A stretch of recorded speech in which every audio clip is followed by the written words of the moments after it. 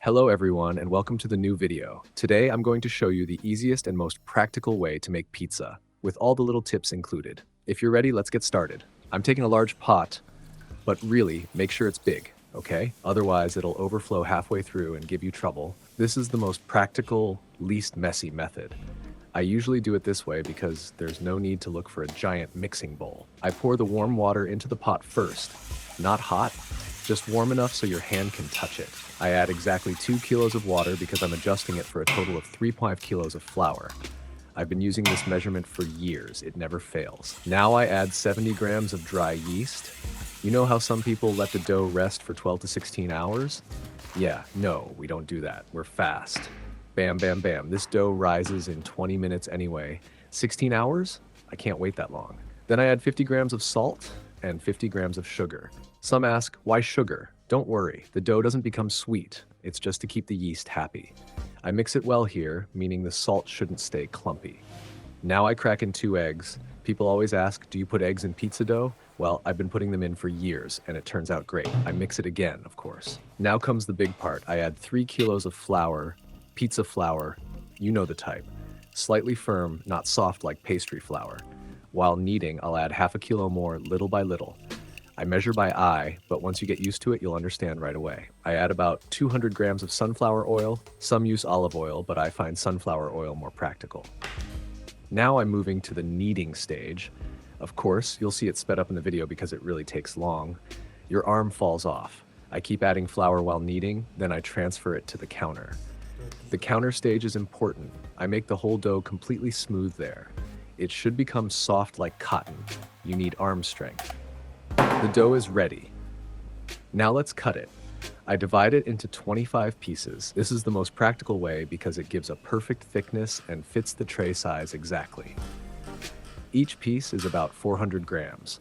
I roll them and place them spaced apart on a tray sprinkled with flour. Spacing is important because they rise in 15 minutes, and if they stick to each other, the whole job gets messy. I cover them with another tray so they don't get air and dry out.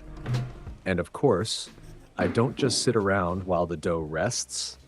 I prepare the pizza sauce and chop the ingredients right away. Pizza sauce, I add 10 tablespoons of yogurt. Yes, yogurt, don't be surprised. It gives a beautiful softness. 4 tablespoons of tomato paste, non-sour, 100 grams of sunflower oil, 2 eggs, 1 spoon of oregano, a bit of chili flakes, a bit of salt. I also grated in a little tomato to make it more natural. I mix the sauce, it becomes a runny consistency. This is the most practical way. Chopping the ingredients. We have sukuk, sausage, cheese, mushrooms, a classic but generously topped pizza. I grate 1 kilo of cheese. This part is a bit tiring. Your arm gets sore, but you can't get that real cheese flavor when you buy pre-grated ones, unfortunately.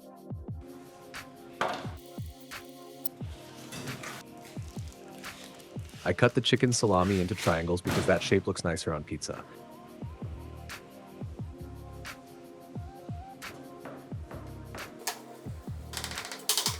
I slice the sukuk thin.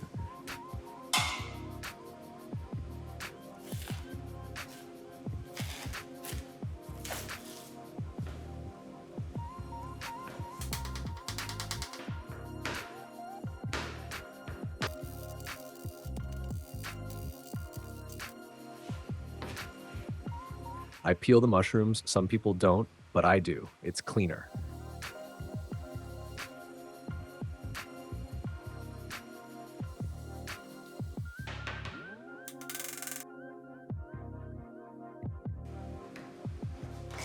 I put everything into a big pot. This method is very practical. It saves time when topping the pizzas. I chop the peppers, add black and green olives, add corn, mix them all.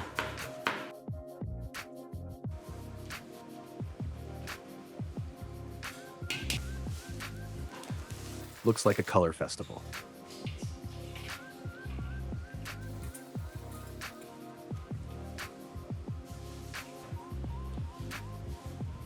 Mash, shaping the dough. The dough has risen. Now I shape it according to the tray size. I don't make them round because my trays are square, so I make them slightly long like a pide shape. First, I press the dough with my hands to open it a bit, then I lift it and shake it in the air, turning it around. After spinning it 2 to 3 times, it stretches anyway. Then I place it on the table and roll it back and forth with a rolling pin. This is the most practical way.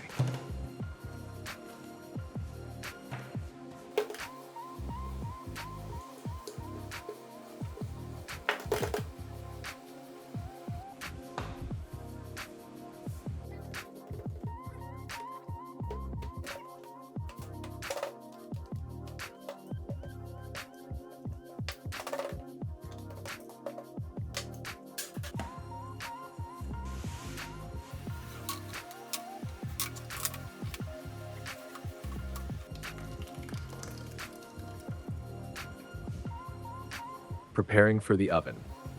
2 pizzas fit on each tray. After arranging all the dough pieces, I pour the sauce into a pitcher, because pouring from a pitcher is super easy. I distribute the sauce evenly and spread it with a spoon. I also use a wooden spatula, whatever you have at home. I sprinkle the toppings evenly by hand. If I see any empty spots, I fill them in. No bare dough should remain. The pizzas are ready. They bake beautifully at 180 degrees Celsius in 8 minutes. Let's watch how they bake and fast forward, because if we watched it in real time, we'd be staring at rising dough for 8 minutes, and no one has that much patience. But when you speed it up, it goes whoosh and looks cute. Now, here's something important I must tell you. If your oven cooks unevenly, and most home ovens do, turn the trays after 5 minutes. Move the pizza at the back to the front and the one in front to the back. This little move changes the destiny of the pizza. Otherwise, one side burns and the other stays doughy. But look, when turning the tray, use a dry cloth so you don't burn your hand. Don't ever touch it with a wet cloth. It sticks to the tray and gives you a steam burn. Ruins your hand in a second. I know because it happened to me. The baking stage is complete. Now I'll cut them in half and serve while hot. If the microphone picks it up, the cutting sound is really satisfying, like snap, snap. Of course, it's not enough for only the top to brown. The bottom should be nicely browned too. Let me show you the base. Look, did it brown exactly the way we want? That's the whole point. This is also why I use aluminum trays. They brown perfectly and never stick.